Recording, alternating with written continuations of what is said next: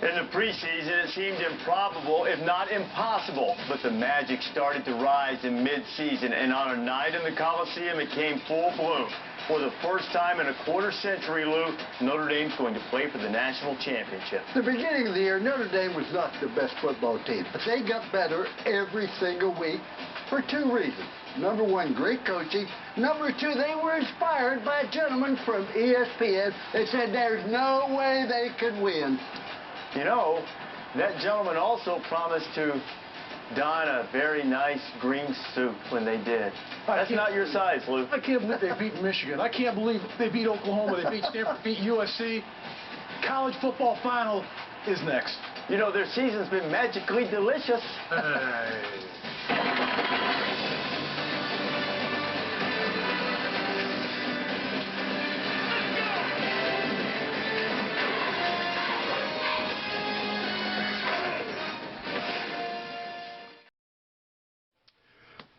So we're talking all Notre Dame here. Don't worry, I'm not going to be on here for very long. Just have to explain a few things, and we'll get on with college football final. This show is dedicated to Notre Dame going 12-0. And you might want to look back on the channel and see when I first broke out. Tooewi'ee here, named very similar to Manti Te'o. And how many shows on YouTube have a Polynesian demigod deity? Samoan in particular.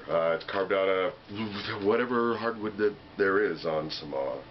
Mahogany, perhaps? Spirit guardian. So I dedicated him to watch over Manti Te'o specifically and Notre Dame on a whole. And like the Bud Light commercials been saying to us lately, it's only weird if it doesn't work. Alright, so it's been out for a while. The only game we covered Notre Dame from beginning to end were...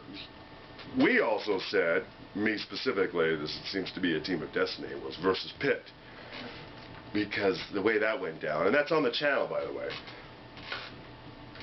All of the graphics you may see, the headshot for each video that show Tooewi'ee, along with me, he's been my co-host since the Stanford analysis, includes some Notre Dame analysis, or comments to the effect thereof. Alright. So the rest of college football final coming up. We'll ask questions of Kim Bach as to who Notre Dame is going to play on the BCS show later tonight. Alright, ready? And go.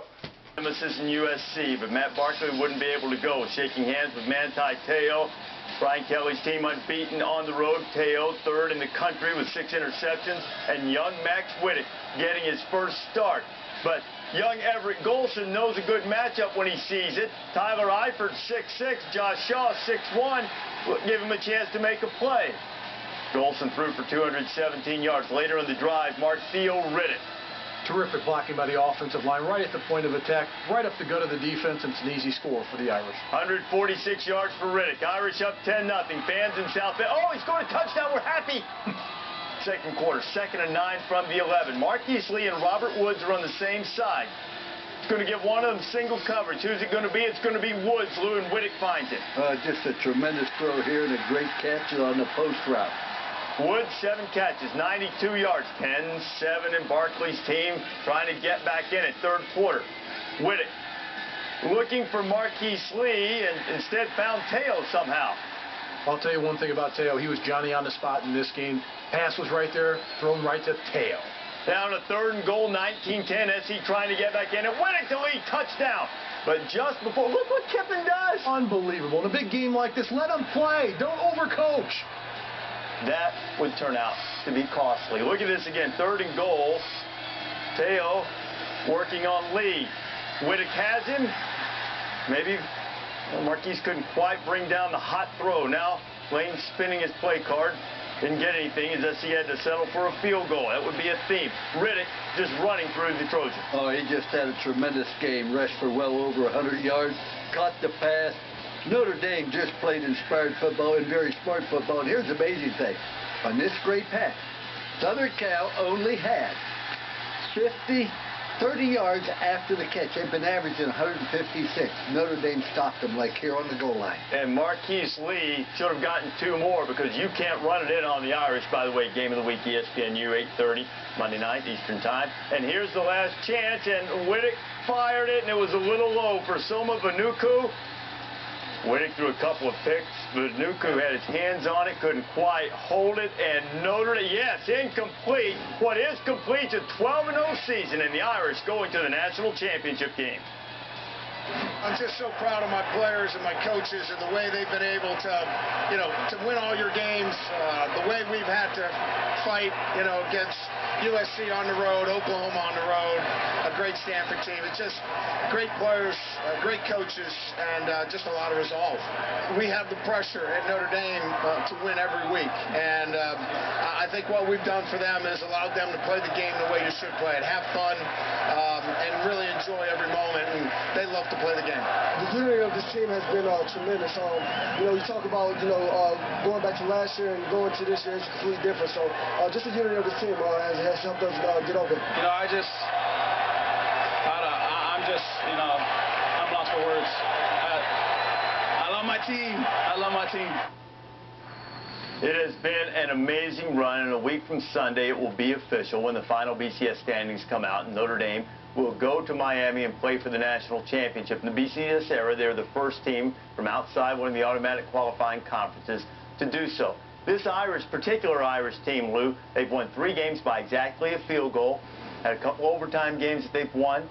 6 of their 12 victories have come by single digits, and it's all added up to a toughness that was exhibited particularly on that goal line stand against SC. Number one, championship starts with great defense, and Notre Dame's had great defense this entire year. I think they gave up 1 rushing touchdown this entire season, and they just believe. As we said maybe 7 or 8 weeks ago, this is a team of destiny. Big picture standpoint, Notre Dame unranked in the preseason by the AP. They're the first team to be unranked in the preseason poll and go on to play for the national championship, and they will. What does it say?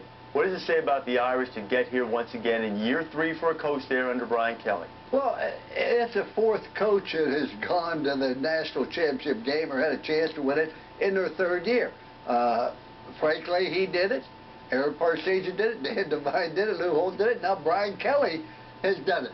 You always have talent at Notre Dame. I mean, you stick your head out the kitchen door and give a holler, you're going to get 12 All-Americans. We had great talent in '86 when I first went there, as much as we had in '88. The difference is they didn't buy into the program. By the 3rd year, they're tired of fighting. They say, this sucker really means what he says. He's going to say, we may as well join it. And they weren't a national championship team early in the year.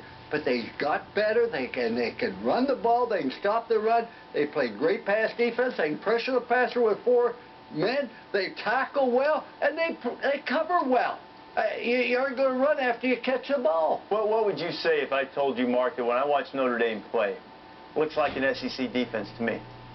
I'd say you're close. I'd say they don't have that overall speed as an SEC defense, but if you look at the talent they've got on the front line, particularly the front 7, they can compare to just about every SEC defense. But I'm worried about the back 4. I'm worried about the secondary. That's where they're going to have problems when they match up against speed, wide receivers.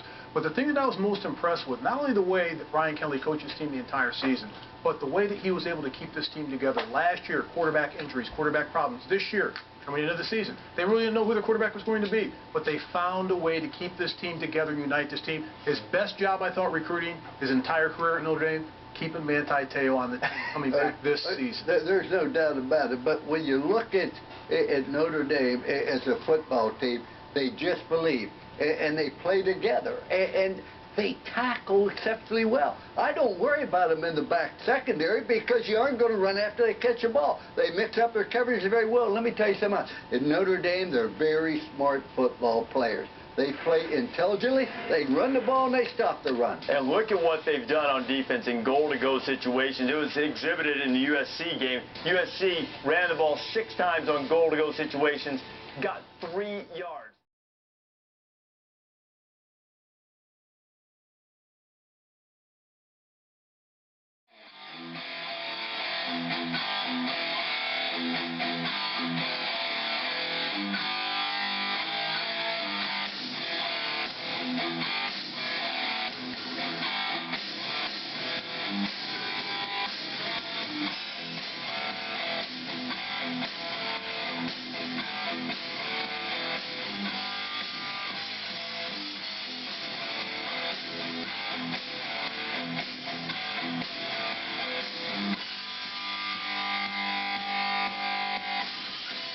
Boom to the hay, all you sports fans out there in the Toobosphere.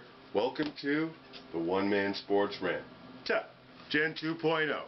I am your host, Will, the alternative ESPN, and every other network that we cover, Sports Thrill, specializing in college football and basketball and all of the other sporting events in their singular nature, such as they may occur. Why such an emphasis on the college sports? I was a linebacker and off guard at the collegiate level, however short-lived, blew up both my ankles, never was able to realize my sports prowess, walked on in both events, but I was a non-traditional student, so I sort of screwed up high school, got my act together, got my butt back into college, and so I had to go that route. And I still suffer from those ankles. But the point is, I did not utilize my, stay in school, by the way, high school-wise, sports abilities to the best of their abilities, because street ball wise, you know, I got a reputation still back where I was playing. So I'm not a spring chicken, but I'm not you know, going through a midlife crisis either. It's the best of both, the maturity with still the physical ability and speed to understand it all, I guess. All right, so you heard from Accept, the original balls to the wall. It's gonna be able to lead into for the rest of college football. By the way, this is the shorty version. This is the post-review show. As introduced by our Pi Kappa Alpha House Sweethearts, U of U chapter, Alpha Tau, giving you props. Alright, so what do I mean by all this? You know, if you saw on the timestamp this video being 10 to 11 minutes thereabouts, this is the post-review show, which is what I mean by those graphics that I included. Much like when you go to a live theater, stage, show, and it's kind of sucking, people with class, you don't walk out on it until intermission. So, I understand if I'm talking to only 2 or 5 people, because this show may not be your cup of tea, but it is the post-review. You already saw all the clips, you know, to the sporting event that we were discussing about, and I'm not going to get into it more specifically, because again, this is the baseline show, and I'll get into the legalities as to why that is in a moment. I did used to run a law firm, so to those of you still listening, stick around because you'll learn something about the particulars of YouTube. But for the shows, you know, 15 minutes or longer, it's a totally different intro than what I'm doing right now. All right. So why bother doing a show, you may ask? Because the ship has sailed, in the sense of just trying to piggyback on somebody else's network and going beyond the 5 to 7 minute mark and just trying to put that up as not necessarily your own, but obviously from somebody else. You try to give them credit on YouTube. I'm sure you may have seen this several times, your longer clips, say like beyond the 4 minute mark, where all they're showing is like the channel immediately.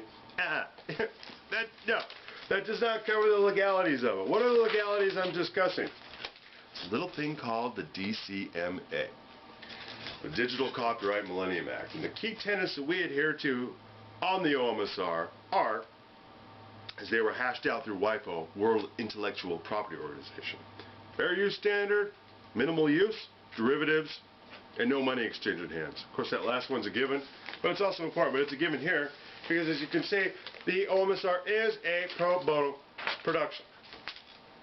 We adhere strictly to that. And on that note, as well, all images you see on the OMSR, not procured or produced, 2 minute warning, so I'll go over on time, by the OMSR, were obtained through the public domain. So anybody out there saying, hey, Will, you're kind of using an image that we don't necessarily approve of, fine. Watch my dust. I'll take it down. Excuse me. Readjust it. The only sucky thing about that is you'll lose all the hits when you go to re-upload the same thing, plus the interest lanes on that particular event. But that's not important as opposed to what I just said. All right. And on that note, this show is copyright to the OMSR. Brief video highlights courtesy to the networks already discussed through Will, the alternative sports throw. The OMSR does not own these video highlights, but does own all the other original content and the overall concept herein, thereof, therefore, most rights reserved. Alright, so on that note, the 2 minute warning, we go back to our musical lead into Accept. The original, to the nth degree, balls to the wall. perfect theme music for closing out college football. You got to play balls to the wall to get a winning record, to get to a better bowl, or BCS consideration. All right, so pay attention to the end graphic at the end of the show. VAC chart from the state of California DMV. They will throw the book at you. Worst state in the union, or best, toughest, whatever you want to call it. You get a DUI. You can pause it, freeze frame it, see X amount of drinks, your body type, no X amount of activity. All right, thanks for watching. Later days, and only a few more college football plays.